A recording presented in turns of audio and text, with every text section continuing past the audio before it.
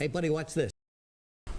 Hello, Regis Kilbin is the name, Hearthstone is the game, and this is part 11 of my Whispers of the Old Gods card review. I've got 4 new cards today to take a look at, starting off with the Possessed Villager. This is a new Warlock minion that comes in at 1 mana with 1/1 in base stats and has a Death Rattle, summon a 1/1 Shadow Beast. So the amazingly hilarious artwork isn't the only cool thing about this card. I actually think it's a really strong 1-drop. So in total, right, you're getting the first half, which is a 1/1, and the second half, which is a 1/1, for a total of 2/2 in stats, which, isn't exactly comparable to a Flame Imp that's a 3/2, but there's no downside, and in fact, those stats are split across 2 bodies, which is typically better than when stats are bundled into a single minion, but not always. But the great thing about Possessed Villager is that it has a couple different synergies. The Shadow Beast is a demon, so on the second half of this, you can actually exploit some demon synergies with various cards that Warlock has access to.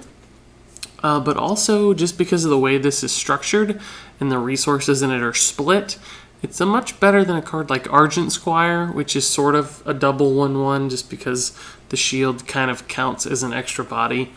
But with Argent Squire, for instance, if you use Power Overwhelming, the Argent Squire, the second half, if you will, of the Argent Squire still dies. Whereas with Possessed Villager, you're free to use Power Overwhelming, kill this half, and still be left with a minion in the end, which is great, of course, for early game board style zoo decks, which like to have a lot of token minions on the board to buff and to synergize with and all the fun stuff that they can do. So it helps you stay on the board much more reliably than many other 1-drops that Warlock has access to. So I think there are a couple different angles that this card works well in, and I actually expect it to be a staple in a couple different kinds of Warlock decks. I could even see a world where this gets played in like mid-range or slower Warlocks, like Reno Warlock, for instance, just to give them some early game presence and an answer to various kinds of aggro. So let's move on to the next card. It is a neutral legendary card for 9 mana called Soggoth the Slitherer. It's, of course, a 5/9. It has Taunt, and it has the effect that it can't be targeted by spells or hero powers. So basically, this is a really big screw you to decks that want to kill you. In other words, it's a very difficult taunt minion to burn your way through. You can't cast a Fireball, Frostbolt to get through this thing and use minions on board to attack. It can be silenced still, so I think that's really the biggest problem with Soggoth the Slitherer. Yes, it denies spell damage, it forces trades on the board sometimes, but as it stands right now, there are so many different silence effects that you can still get through this card pretty easily, and it's such a big investment at 9 mana that if you play it and your opponent does have a way to ignore it with a silence, a Black Knight, there's a couple different ways they can get around this, right? Then it's just you've wasted an entire turn, basically, because this card only has one sole purpose, which is to slow down your opponent and force them to trade. So if it doesn't meet that goal, it's a totally wasted card and a totally wasted turn at 9 mana, because basically you won't be able to do anything else. So, yes, in some ways it's kind of like a Druid's Ancient of War. Occasionally it will hit and trade really well into lots of stuff and totally stall them out. But you can only run 1 in your deck, so it's going to be very inconsistently drawn, which is not very good in these kinds of cards if you're relying on them to stop your opponents. And it's just so slow at 9 mana that you can't hero power. You can very rarely play any other cards on the same turn. So I think it's going to be very challenging to find times to play this where it will work. And it's very risky as well, just because if it does fail, you've just wasted an entire turn. So I think there are some decks potentially that take advantage of this by pulling him out of your deck for free and playing him for free, the Variant Aren effect, right? In those cases, if you can get this card onto the board without spending the 9 mana, it's outstanding, obviously. It's just so good at trading into the board and so efficient. and forces a reaction from your opponent. So if those decks take off, where you can draw stuff right out of your deck and put it into play, Soggoth could be a key part of those decks. But as a 9-mana play, as a 9-mana card on its own, I just don't think it's going to be consistent enough or fast enough to be a good card. So let's move on to the next card. This has been some funny cards so far. We had this hilarious artwork. If you note, there's some little dudes standing on Soggoth, the Slitherer here, right at his knee, which look pretty funny. And then finally, Wisps of the Old Gods, which is an obvious funny pun on the name of the expansion, Whispers of the Old Gods. But this is a 7-mana Druid spell, and that's a big spell. Not many spells that are more than 4 or 5 mana really see play all that often. So it's a big commitment for a spell. And it has 2 different effects. You can either summon 7 1/1 Wisps, or you can give your minions +2/+2. So we've seen a couple cards like this. Stand Against Darkness, for instance, is the new Paladin card that's coming out. It summons 5 1/1 Silverhand Recruits for 5 mana. This one can summon 7 for 7 mana, so that's some equity.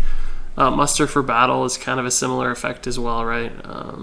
Dark Whispers, of course, for Druid is similar on that half of the card as well. So the mana cost for the summoning of the Wisps seems to fall in line to an extent. In other words, it's a linear scale, 3 for 3, 5 for 5, 5 for 5, 7 for 7. But the problem with that is that as you spend more and more mana in a single card, you expect to get a little bit higher payoff for your expenditure.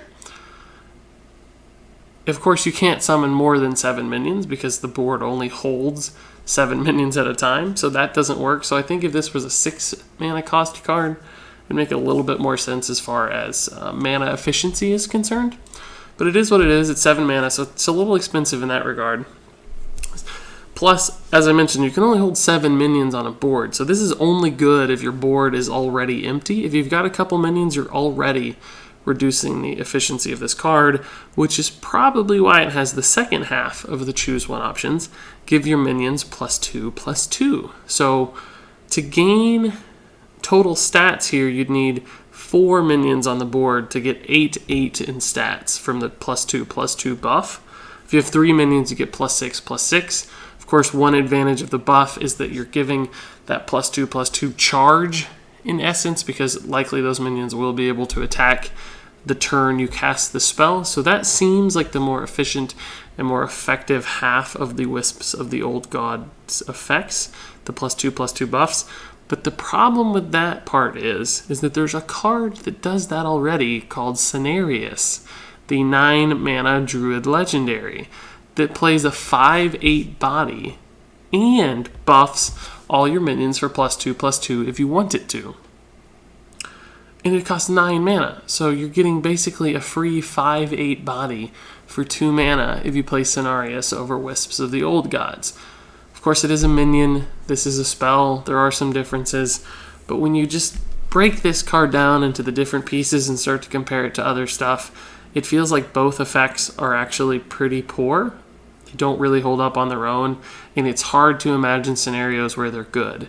For instance, you might say +2/+2 buffs in a token egg-style Druid deck that plays tons of cheap minions is great. That could buff your entire board. It's amazing. The problem is that this is a 7-mana card, so that would come so late in that deck and be so inconsistent in your hand in the early game that you'd just be risking your entire deck's integrity by playing this card in that kind of deck.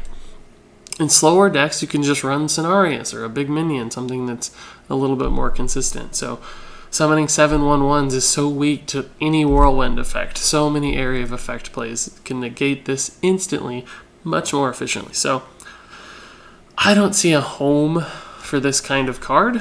Neither effect is good in my mind, and it's just so costly from a mana standpoint and so awkward at 7 mana to fit in with the rest of your turn that I just can't imagine this card ever being good. So let's move on to the last card. This one is a little bit tough to solve It's a riddle of sorts. It's a new rogue card named Thistle Tee. It comes in at 6 mana. It's a spell, of course.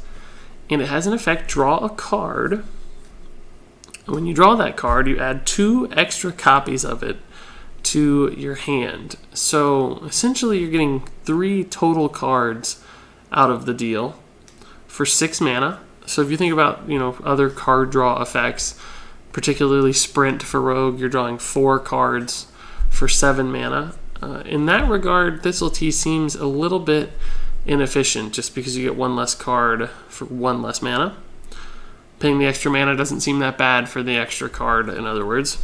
But of course, the difference here with Thistle Tee is that the 2 extra cards you draw with Thistle Tee don't come from your deck. So they're essentially an additional resource. You increase the size of your deck by 2 cards. You suddenly have a 32-card deck instead of a 30-card deck. Plus, unlike other cards that draw random cards or create random cards, you know that the cards Thistle Tee creates are going to actually have synergy with your deck since they're copies. They're not random. So it's pretty interesting in that regard. When you compare it to the Mage card that was revealed pretty recently, Kabbalist Tome, if we can find it here there it is, Kabbalist Tome. This one adds 3 random cards, so it's a little more efficient that it's 5 mana. You're still expanding the size of your deck by a few slots, but they're random, so you don't know if they're going to work with your deck. They might be bad, but on the other hand, Thistle Tee, you know they're going to be good. You know they're going to fit. There's synergies inherent to those cards. So I kind of like that aspect of it.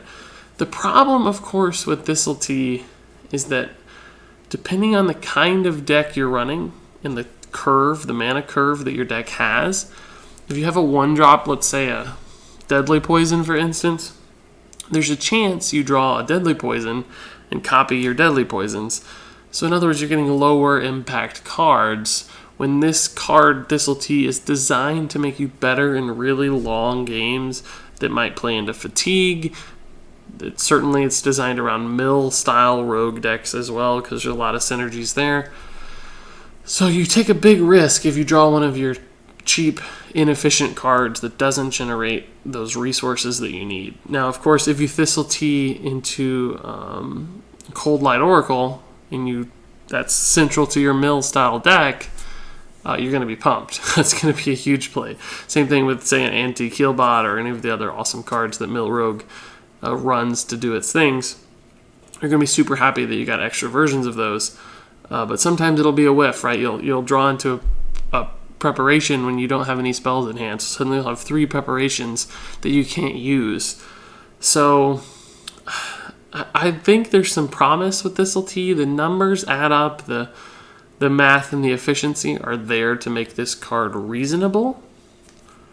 But it's just going to be hard designing and finding a deck that makes it work really well. So it's just going to come down to deck design, future cards that are revealed in Whispers of the Old Gods, and future expansions. I think there will be a time when Thistle Tee is a decent card in certain decks, and maybe it even makes Mill Rogue a totally competitively viable deck, which would be tons of fun to see. So here's hoping.